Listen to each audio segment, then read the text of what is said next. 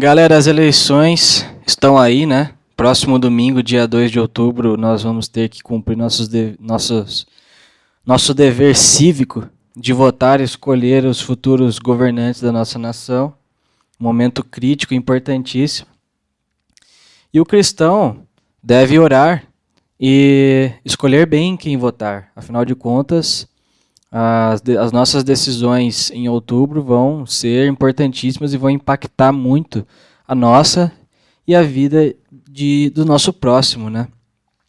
Nós vamos estar elegendo não somente pessoas, mas valores, princípios, visões de mundo que vão estar guiando, né, projetando e executando leis nos próximos 4 anos, quiçá nos próximos 8 anos até, né? Então, pessoal, eu fiz esse vídeo aqui para ajudar a você que está indeciso ou que talvez não tenha um norte bem claro e ajudar você a escolher o seu candidato do próximo domingo. O meu objetivo aqui não é defender candidato A ou B. Não é de maneira alguma falar assim, olha, cristão que é cristão de verdade vota em candidato A, vota em candidato B, etc. O objetivo aqui, pessoal, é estudar os valores e os princípios que norteiam a nossa decisão nesse momento. Então, sem mais delongas, bora pro vídeo.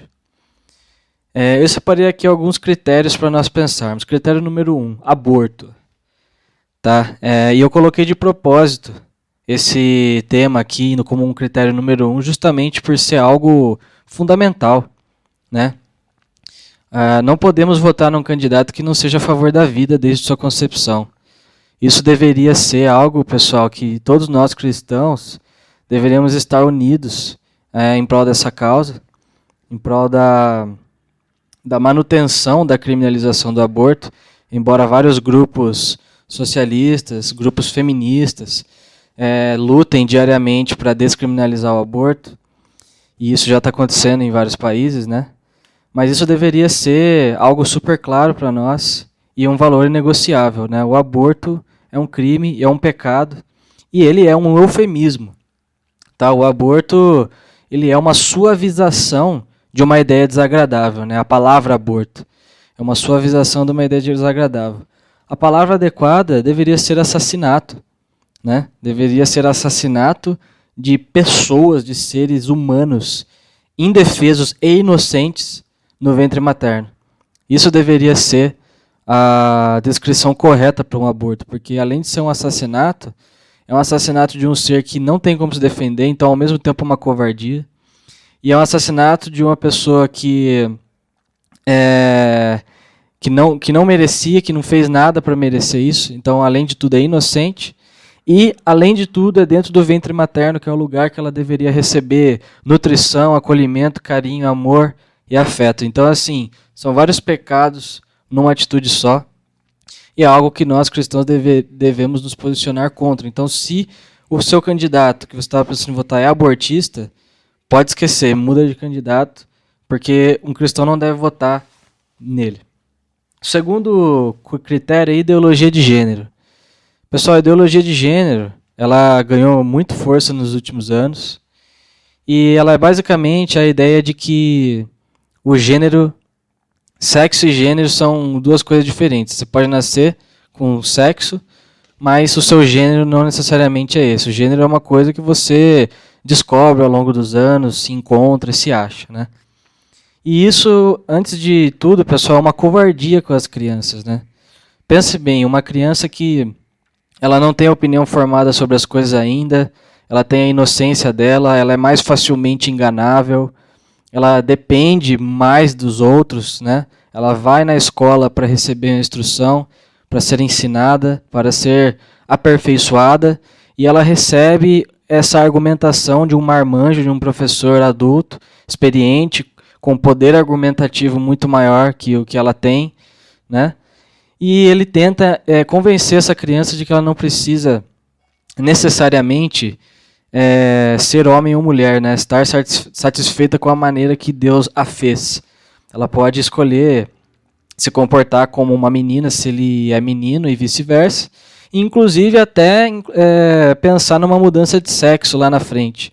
como tem acontecido no mundo, né? E por mais bizarro que pareça, pode pesquisar no Google aí, tem casos de pais que tiveram um menino e criaram ele como menina e vice-versa, aplicaram tratamentos hormonais, então assim, é algo extremamente maligno, pecaminoso, e que é uma realidade. Então se o candidato, se você vira algum candidato que defende tal coisa, pode esquecer que um cristão não deve votar no candidato que defende esse tipo de coisa. Outro ponto, socialismo e comunismo. Pessoal, isso, infelizmente, também ainda é algo pouco discutido nas igrejas, é algo que muitos cristãos têm dúvida, mas deveria ser uma página virada para nós. Nesse ponto, né, no pós-século XX, diante de tudo que o socialismo e o comunismo produziu no mundo, como se já não bastasse os próprios conceitos, os próprios preceitos deles, né? Aqui no canal tem um vídeo sobre o comunismo, onde eu leio o manifesto comunista, leio a base, como se fosse a Bíblia do comunismo, os valores e princípios que ele prega, a visão de mundo que ele traz, e é absolutamente incompatível com o cristianismo, né? O comunismo, o socialismo, ele apresenta uma redenção para o homem que não está em Deus, que está na abolição da propriedade privada, na abolição da família até. Então, assim, veja que é absolutamente incompatível já na sua ideia. E ainda mais, além de nós claramente já constatarmos isso, que na ideia, na teoria, ele já é incompatível com o cristianismo, as suas aplicações práticas ao longo do século XX e também XXI foram absolutamente desastrosas, produziram mais miséria no povo, mais tristeza. Então, poderia usar até o argumento por tentativa e erro. A gente não deve mais apoiar o socialismo e o comunismo. Então, o cristão deve ser contra, né? E é uma realidade na nossa nação. Nós temos aí partidos socialistas, que abertamente são socialistas. Nós temos partidos comunistas, né? Temos alguns, acho que 3 ou 4, que são comunistas no nome, são abertamente, declaradamente comunistas. E nós temos outros que tentam fingir que não são, que não gostam disso, né? Por exemplo, se você não sabe, a social-democracia é uma estratégia para ir se implantando lentamente o comunismo, né? Nós temos o Partido da Social-Democracia no Brasil, nós temos outros com outros nomes, né? Mas que, no fundo, partilham da mesma ideia. Então, o cristão deve ser contra.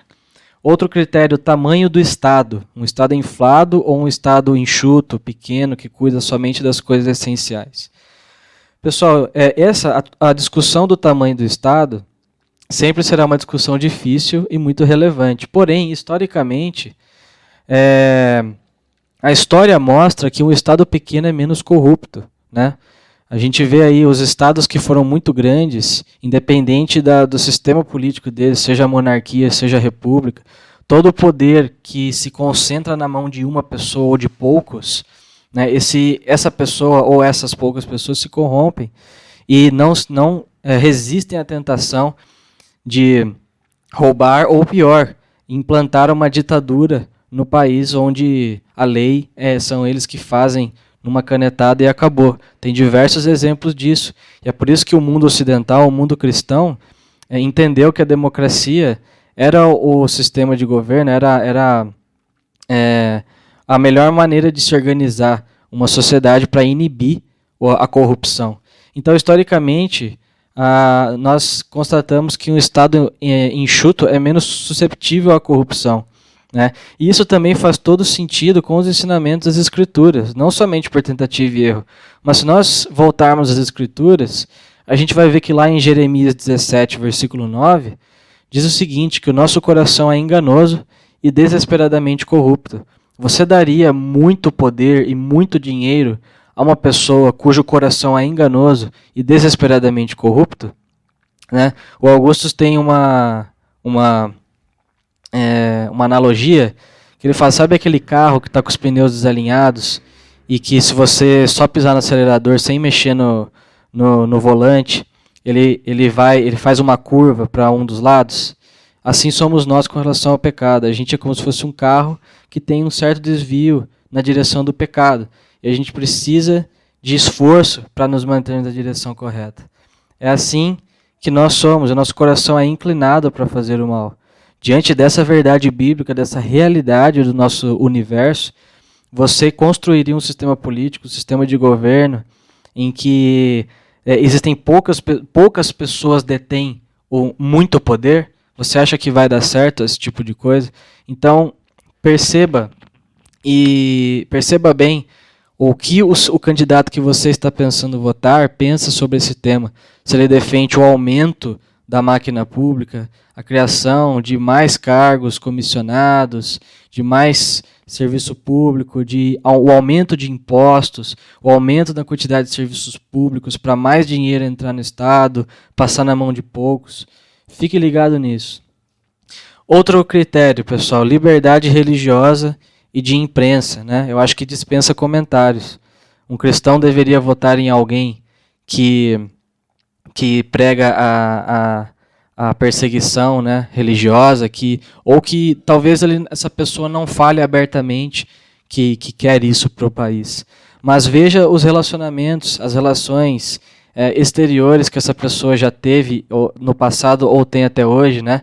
Quais países este político se aproximou ao longo da sua carreira, quais políticos, né? Quais ideias ele professa. Fique muito ligado nisso. E por fim, a atenção aos mais pobres.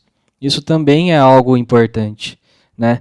Quando a igreja, quando a iniciativa privada ou outros grupos não puderem atender aos mais pobres, aí sim o Estado deve sim entrar em ação e usar dos impostos para gerar recursos e serviços públicos que atendam aos mais pobres.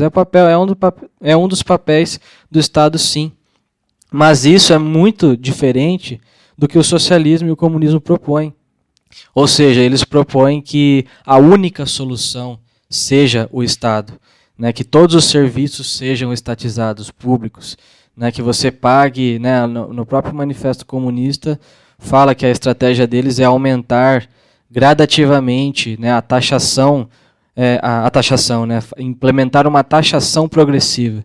Então veja que isso é uma receita para a maldade, né, é a receita para a geração de muita instabilidade política, muita corrupção no país. Pessoal, encerrando esse estudo, a última mensagem que eu gostaria de deixar com os irmãos é, acima de tudo, ore.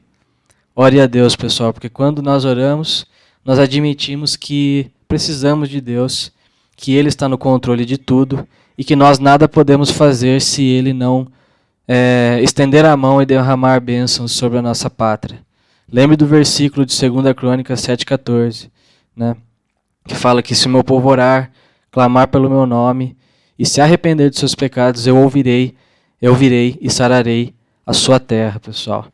O cavalo prepara-se para o dia da batalha, mas a vitória vem do Senhor. Provérbios 21:31. Às vezes nós ficamos pensando, pessoal, em estratégias mirabolantes, né, maneiras de a gente comunicar, de fazer uma propaganda eleitoral, de fazer alguma coisa, de um argumento muito inteligente, muito rebuscado. Isso tudo é muito bom, mas se não vir acompanhado, pessoal, de oração, de humilhação diante de Deus, não vai adiantar nada, pessoal. É aquele versículo. Se o Senhor não edificar a casa, em vão trabalham os que edificam. Oremos juntos pela nossa nação, porque Deus é a única solução, né, para o nosso país. Amém. Pessoal, se gostou desse vídeo, manda um like, ativa o sininho e se inscreve no canal e ative o sininho das notificações para receber novos vídeos aí. E vamos juntos aí lotar o YouTube de bom conteúdo, de boa teologia reformada. Um abraço e até o próximo vídeo.